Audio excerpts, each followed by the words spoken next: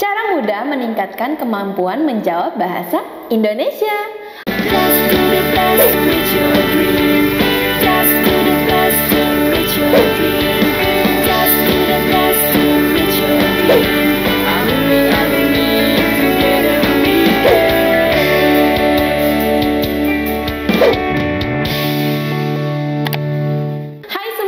Kembali lagi di GEP Media Channel. Bersama aku, Kak Dewita. Hari ini aku akan membahas soal-soal bahasa Indonesia.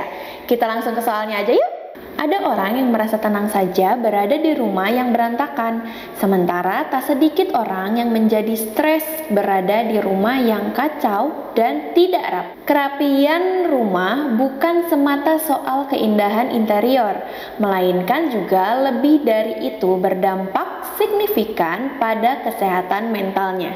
Suatu studi kecil tahun 2009 menemukan perempuan yang mendeskripsikan rumahnya dengan kata-kata berantakan dan kacau memiliki tingkat kortisol atau hormon stres yang tidak menunjukkan penurunan. Hormon kortisol dikaitkan dengan stres kronis yang lebih besar. Suatu survei tahun 2016 juga menemukan dampak rumah berantakan terhadap orang-orang yang bermasalah kecemasan ringan hingga parah. Disebutkan pula, ruang tamu berantakan berdampak negatif pada persepsi seseorang tentang rumah dan kepuasan hidup secara keseluruhan. Penting untuk disadari kekacauan di rumah dalam menjadi penyebab dan akibat dari masalah kesehatan mental jika berlebihan. Kata psikoterapis Cindy Glovinsky kepada HuffPost, dia mengatakan bahwa banyak kliennya yang didiagnosis dengan masalah kesehatan mental, depresi, gangguan defisit perhatian, atau gangguan obsesif kompulsif akibat kekacauan di rumah. Lingkungan dapat memengaruhi suasana hati menjadi lebih baik atau lebih buruk. Setiap orang merespons lingkungan tertentu secara berbeda, kata psikolog klinis Gina Deluca. Dia mencontohkan, beberapa orang mungkin merasa terganggu dengan kerumunan di festival musik, tetapi yang lainnya merasa senang. Ini juga berlaku untuk keadaan rumah.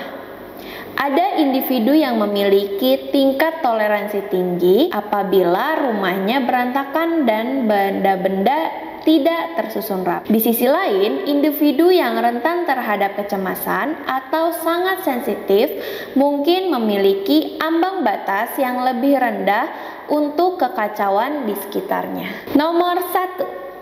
Konjungsi yang tepat untuk melengkapi kalimat 8 teks tersebut adalah konjungsi intrakalimat yang harus diawali tanda koma,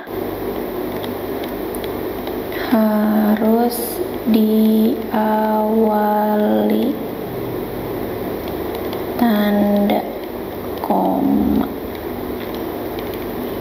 Yang pertama ada tetapi, lalu ada seperti, sedangkan,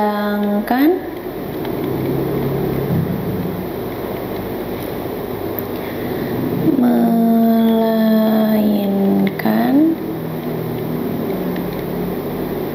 yakni, yaitu.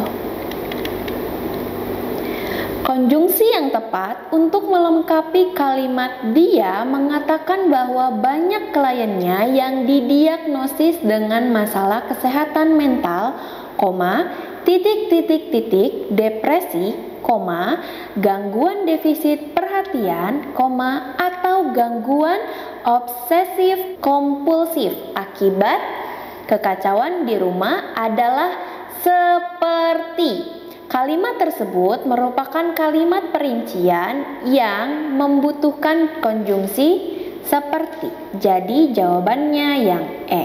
Nomor 2. Penulisan yang tidak sesuai dengan kaidah bahasa Indonesia adalah jawabannya yang A, karena bentuk baku dari kata stres sesuai Kamus Besar Bahasa Indonesia adalah stres. S-nya 1. Nomor 3, inti teks tersebut adalah inti teks itu terdiri atas A, pembahasan,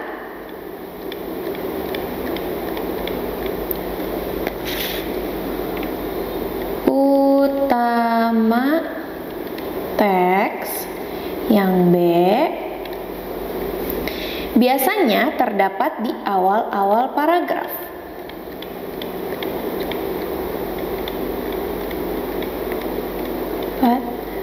Di awal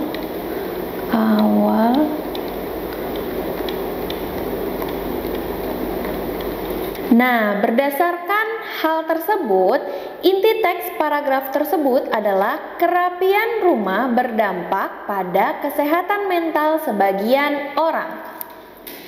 Jawabannya yang C. Nah, di sini kakak ada soal yang harus kalian jawab di kolom komentar ya. Terima kasih semuanya. Semoga bahasa Indonesia kali ini dapat membuat kalian mudah untuk menjawab soal-soal bahasa Indonesia. Dadah!